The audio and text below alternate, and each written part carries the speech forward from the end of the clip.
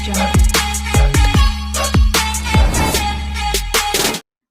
Students, आज मैं आपको इंडियन सिस्टम ऑफ न्यूमरेशन के बारे में यानी कि संख्यांकन की भारतीय पद्धति के बारे में बताने जा रहा हूं कि कैसे हमारी संख्याओं को भारतीय पद्धति में लिखा जाता है। हालांकि आजकल जो है ये पद्धति बहुत चलन में नहीं है। हमने जो है इंटरनेशनल सिस्टम ऑफ न्यूमरेशन को ही अडॉप्ट कर लिया है, सारे बच्चे उसी में पढ़ रहे हैं।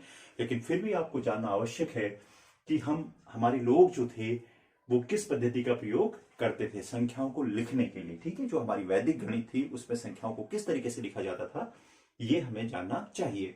ठीक है, तो सबसे पहले देखिए एक संख्या को भी हम लिखेंगे।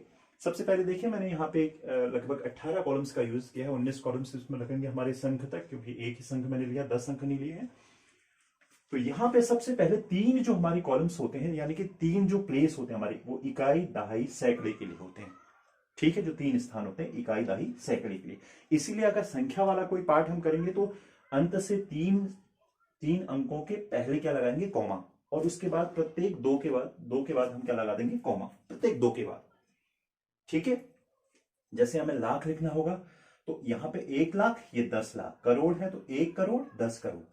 ठीक है, तो ये तीन कॉलम हमारे इकाई, दहाई, सैकड़े के लिए होते हैं। ठीक है, ये वीडियो में बहुत रफ टफ बना रहा हूं केवल आपको बताने के लिए, इसमें कोई एडिटिंग वगैरह नहीं होगी। तो सीधे मैं एक संख्या को ही लेता हूं। यहां पे देखिए, पहले इनको देखना हमने क्या लिखा है, इकाई, दहाई, सैकड़ा, 1000, 10,000, 1 लाख, 10 लाख, 1 करोड़, 10 करोड़, 1 अरब, 10 अरब, 1 खरब, 10 खरब, 1 नील, 10 नील, और इसी तरीके से नील के बाद पद्म और उसके बाद शंख। ठीक है, इनके लिए भी दो दो कॉलम्स हैं हमारे पास। ठीक है, तो किस तरीके से हम लिखेंगे संख्याओं को मैं इसको लिख के बता रहा हूं आपको। देखिए वीडियो बड़ी हो जाती है अदरवाइज। 7 खरब। अब जब भी देखिए अगर 2 डिजिट में ये इसके बाद संख्याएं हैं तो हम उनको 2 डिजिट में लिखेंगे। जैसे हमारे अगर 10 लाख दे दिया उसने या 12 लाख दे दिया तो हम 1 2 लिखेंगे। लेकिन 12 के बजाय अगर 2 लाख दिया तो हम उसको 0 2 लिखेंगे। समझ रहे हैं आप? तो इसी तरीके से हम इस संख्या को लिखेंगे। देखिए पहले इसको उसमें लिख लीजिए, अंकों में लिख लीजिए, 7 खरब। 7 खरब। अब मैंने क्या कहा था आपको, 3 अंकों छोड़ के बाकी के लिए हमें कितने डिजिट का यूज करना है, दो अंकों का यूज करना है। तो 7 खरब, इसका मतलब क्या लिखेंगे इसको, 07। ठीक है, देन 12 अरब। कॉमा भी आप इस तरीके से लगाते हैं, दो अंकों में ही कॉमा लगता है। ठीक है, 7 खरब 12 अरब। 12 में 2 डिजिट हैं तो ठीक हो गया, 12 अरब। 4 करोड़ है। अब करोड़ में भी कितने लिखने हैं हमने, 2 लिखने हैं, तो इसको लिखा जाएगा 04, 4 करोड़।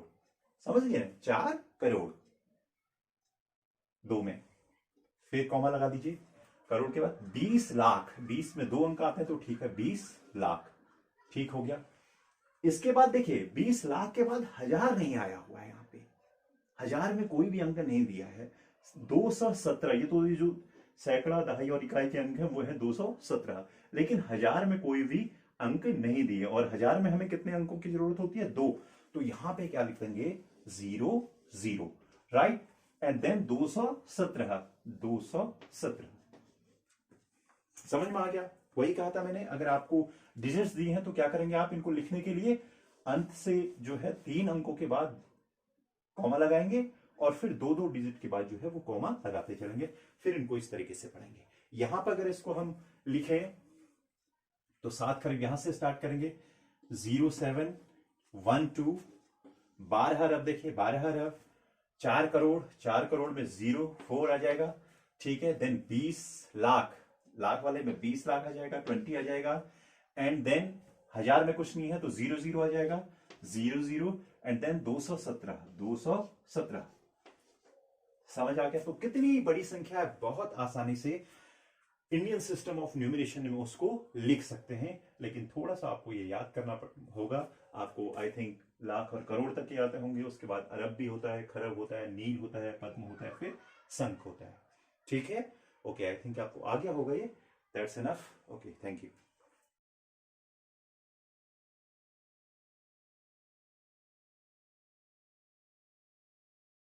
अभी हमने पढ़ा कि हम इंडियन सिस्टम ऑफ न्यूमरेशन में संख्याओं को किस तरीके से लिखते हैं। अब मैं आपको बताने जा रहा हूं कि इंटरनेशनल सिस्टम ऑफ न्यूमरेशन में यानी कि अंतरराष्ट्रीय संख्यांकन पद्धति में हम संख्याओं को किस प्रकार लिखते हैं। ठीक है, यहां पे मैंने फिर से कुछ कॉलम्स बनाए हैं, देखिए।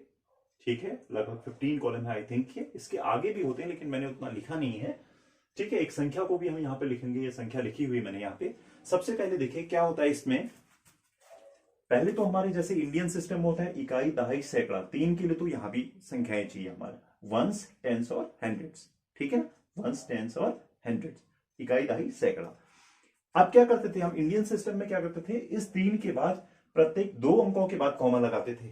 ठीक है, हजार, लाख, करोड़ को लिखने के लिए आपको कितने कितने अंक चाहिए थे, 2-2 अंक। ठीक है, लेकिन यहां पे क्या होता है इंटरनेशनल सिस्टम में, क्या होता है, इसके बाद भी 3 तो ये चाहिए वंस, टेंस और हंड्रेड्स के लिए, इकाई, दहाई, सैकड़ा के लिए।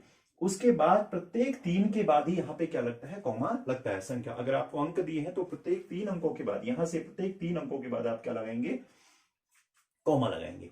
ठीक है, क्योंकि चाहे थाउजेंड्स हो, मिलियंस हो, बिलियंस हो, उसमें हम क्या लिखते हैं, 3 अंक हमें चाहिए। देखिए किस तरीके से, देखो पहले इसको देख लेते हैं क्या क्या होता है। देखिए once, tense, hundred, then 1000, 10,000, 100,000, then 1 million, 10 million, 100 millions, then 1 billion, 10 billions or 100 billions, then 1 trillion, 10 trillion and 100 trillions, और इसके लिए आगे चलता रहता है। हम इतना ही सीखेंगे अभी।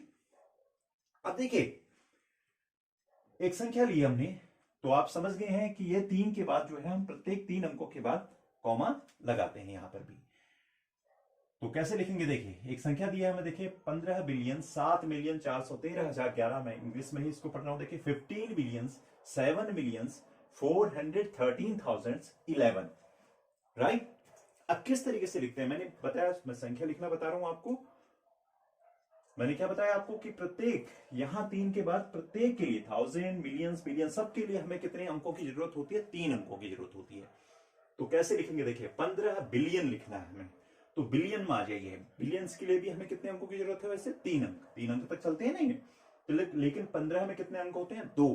तो हम कैसे लिखेंगे इसको, देखिए 015, समझ गए, 15 billion, right. Then 7 million, millions को भी कितने अंकों में लिखा जाता है, 3 अंकों में लिखा जाता है, 1 मिलियन, 10 मिलियंस एंड 100 मिलियंस। लेकिन यहां पे कितना, केवल 7 मिलियन है। तो 7 अगर है तो इसका मतलब ये 0 है, 7 मिलियन, समझ गए, 7 मिलियन। 413,000, ये तो पूरे पूरे 3 अंक हैं, 413, तो सीधे सीधे तो 413,000। ठीक है, एंड देन 413, 413,000, 11 है यहाँ पे, तो 11 किस में आएगा आपका, इकाई और दहाई में आ जाएगा। इसका मतलब सैकड़ा फिर से खाली है, यानी कि 0 है, तो ये आ जाएगा आपका 11। तो आपकी संख्या क्या बनी, ये 15,007, देन 413, देन 011। समझ गए सारे बच्चे, ठीक है। ये हो गया आपकी संख्या, ठीक है। 15 बिलियन 7, 15 बिलियन 7 मिलियन 413,011, ठीक है। आई थिंक आपको आ गया समझ में।